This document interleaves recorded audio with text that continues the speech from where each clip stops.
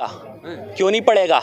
अंबानी तो एक दिन मैं कह रहा हूँ कि आप चिंता मत कीजिए, ये स्थिति रही तो आप और हम ही उनका कटोरा भरेंगे इस चिल्लड़ से, चिल्लड़ डालेंगे उन लोगों को, चिल्लड़।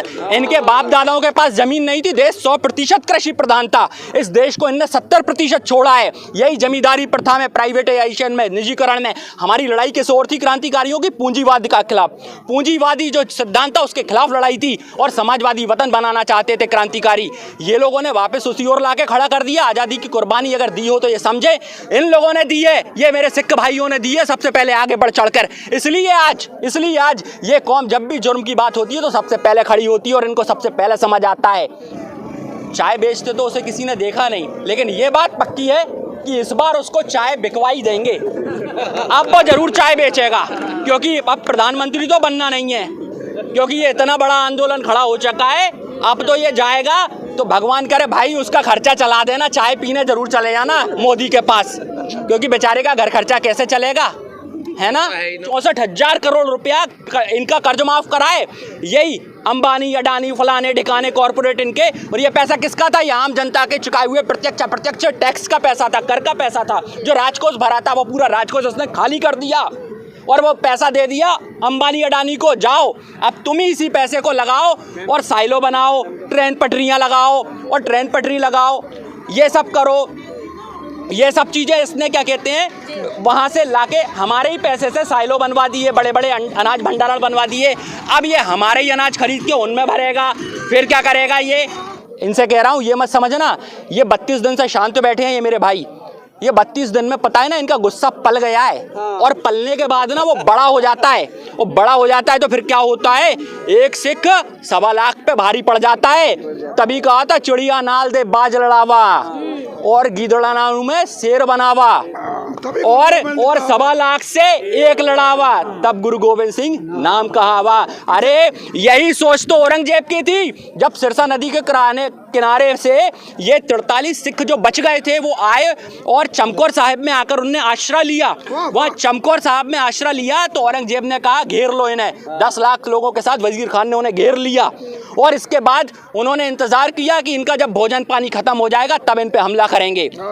और वही औरंगजेब जैसी नीति तो मोदी कर रहा है।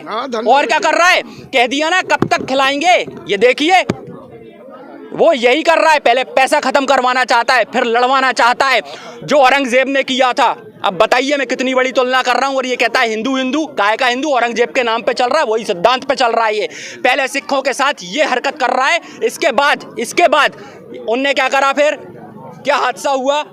8 सिखों ने मिलके 10 लाख सेना निपटा दी और गुरु गोविंद साहब को नहीं पकड़ पाए। नहीं भाई, आज भी ये खालसा पंथ का सिद्धांत है, युद्ध में कूद गया तो पीछे नहीं आएगा, आगे बढ़ेगा और फतेह करके आएगा। तो वाहेगुरु जी जा खालसा और वाहेगुरु जी की फतेह। जो बोले सो निहाल। ये समझ जाएगा ऐसे ऐसे बेटे, ऐसे ऐसे बोलने वाले, ऐसे ऐसे करने वाले पैदा हो गए। और क्रांति की न्यूज़ सुन ले, क्रांति के लिए तो हम ही बते रहे हैं। अभी हम तो सबसे पहले सिर मारेंगे।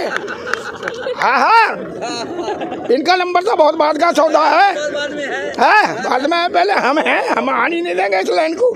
और मोदी को सौदी देने वाला दुनिया में कोई नहीं है, उसकी अकल बिल्कुल भ्रष्ट हो चुकी, बिल्कुल ये कोई दो राय नहीं है। मुझे लगता है ना ये जब बीवी की खिस्साट ना पूरे देश पे निकाल रहा है।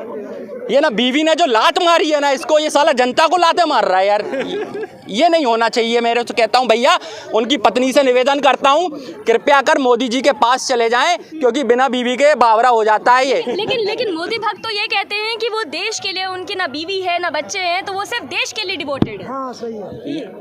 क्यों मुझसे मुंह खुलवा रहे हो? ये इन्हें बीवी की इसलिए जरूरत नहीं है, ये इसलिए जरूरत नहीं है, ये कानून तो लेके आ गए, अब बीवी का करेंगे क्या? ये राजशाही लोग हैं, समलैंगिक विवाह, ये आपस में विवाह कर लेते हैं, इन्हें जरूरत नहीं है पत्नी की। क्या करेंगे ये इसका? 377 लीगल, ये 377 लीगल कर दिया साहब। अब क्या होगा देश में? हैं, अब क्या चलेगा? अब तो बेचारी लड़की अपनी जगह और लड़के अपनी जगह, ये तो इनका एक ग्रुप है पूरा का पूरा। भाई अपने आरएसएस में शादी कर लेता है और भाई अपने आपस में आरएसएस की निपटकर। बात कर रहे हैं आप। आरएसएस तो कहती है हम किसानों के हितकारी हैं, गरीबों के हितकारी हैं, वो क्यों नहीं आ रही है इस आंदोलन? आरएसएस कभी किसी की हितकारी नहीं रही। आरएसएस का इतिहास आपको नहीं पता? जब देश में आज़ादी का आंदोलन चल रहा था और सब एक साथ मिलकर आंदोलन कर रहे थे, तो इन्होंने क्या करा? फूट डालो, शासन करो। डलहौजी की नीति अपनाई। डलहौजी ने लाया कि हिंदू महासभा का गठन करा दिया, एक और हिंदू कर दिए, मुस्लिम लीग बना दी, एक और मुस्लिम कर दिए। इसके बाद भी क्रांतिकारियों को पकड़ने में असफल रहे। इसके बाद इनको समझ आया कि यार अब क्रांतिकारी पकड़ा नहीं रहे, क्या करें? तो सामंतवादी लोग थे जिन्हें हम राइटिस्ट बोलते हैं आज, जो सरकार का विरोध करते थे वो कहते थे लेफ्टिस्ट, तो हम उनमें से एक है जो गलत नीतियों का विरोध करते हैं। तो आरएसएस क्या था? उन्होंने बनाया, हाफ निकर दे दिया, वो हाफ वाला खाकी चड्डा है ना, वो चड्डा व्हाइट शर्ट के साथ, और व्हाइट शर्ट भी दी। व्हाइट शर्ट इसलिए दी थी, देखो भाई, इसलिए दी वो व्हाइट शर्ट कि नहीं तो पूरी पुलिस हो जाती, ऊपर भी खाकी दे देते, तो आधी पुलिस का काम वो करते थे। हमारे देश में परेड कब हुई है? ये परेड तो उन्हें अंग्रेज सिखा के गए, डंडा उन्हें अंग्रेज दे के गए। भाई कुल मिला के अंग्रेजों के मुखबिर थे ये लोग। अल्फ्रेड पार्क में नेहरू के नाम पर जो बातें कर रहे हैं ना, नेहरू की अय्याशियां तो किसी ने नहीं देखी, इसकी तो हम देख रहे हैं।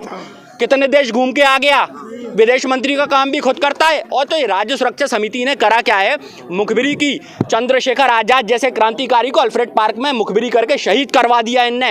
एक आरएसएस और एक भाजपाई का नाम बता दीजिए जिसने क्रांति में एक चांटा भी खाया हो। ये चांटा भी नहीं खाया इनने, और ये बात कर रहे हैं आज़ादी की। आज़ादी का बलिदान तो वो बताएंगे जो ये सरदार जी खड़े हैं ना, ये हैं जिन्होंने आज़ादी का इतिहास लिख दिया, चाहे वो गदर पार्टी हो, नौजवान भारत सभा हो या हिंदुस्तान सोशलिस्ट रिपब्लिक एसोसिएशन हो। अपने बुने जाल में मोदी आप आ गया, जी। इसे कोई ना खाया तो इसे का अहंकार खा गया। हाय हाय, सही बात। अपने बनाए जाल में मोदी अपने आप आ गया, इसे कोई नहीं बचा सकता, इसे अहंकार खा गया। ये लिख ले ये बात। मोदी इसे अकल की बिल्कुल नहीं है सौदी। हम भी इसके जाल में आ गए, एक बहुत बड़ा धोखा खा गए, बहुत बड़ा धोखा खा गए और दही समझ के कपास खा गए। हाय हाय, समझी, दही निकल गए कपास।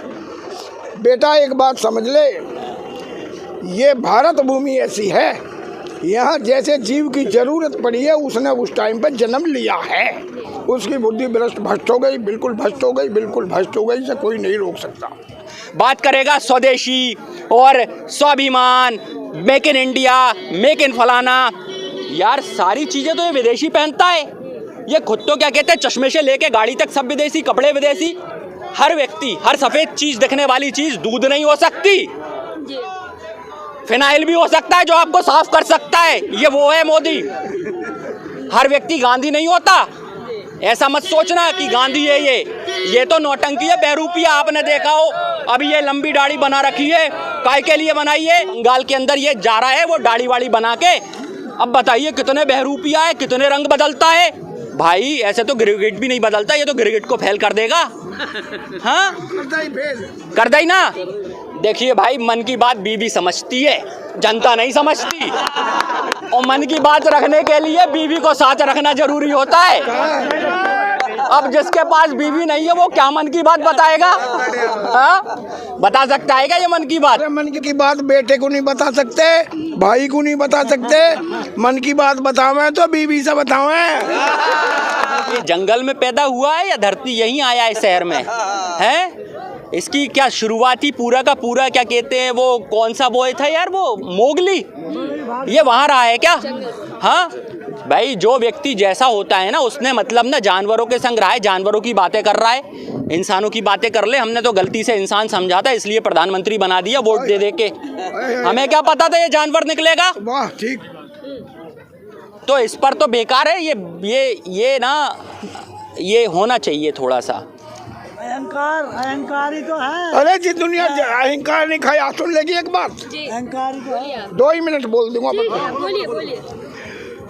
समय समय पे बात होती आई है यहाँ। विवेचन ने तो रावण को समझाया, वो बाज नहीं आया। कृष्ण ने महाभारत समझाया, वहाँ बाज नहीं आया। तो 2 बात कह दी मैं। दुर्योधन तू दुर्योधन है 100 भाइयों का भाई, भाई हक वालों को हक दे दे, तू मत ना करे लड़ाई। मैं बिना बुलाए आया हूँ, बिन भेजे चला जाऊंगा, मैं न्यू आया हतनापुर बच जा, दोनों को समझाऊंगा। और भाई सही समय है, बात पर रख ले तू दुर्योधन भाई, दुर्योधन तू दुर्योधन है 100 भाइयों का भाई। पांडव भी तेरे ही भाई हैं, वे तुझसे कोई गैर नहीं, केवल हक मांगते अपना, उनका तुझसे बैर नहीं। मानेगा तो बच जाएगा, नहीं हतनापुर की खैर नहीं। और अहंकार से बड़ दुर्योधन और दूसरा जहर नहीं, जहर नहीं। और चतुर उन्हें कहते हैं जो समय पे दिखला में चतुराई।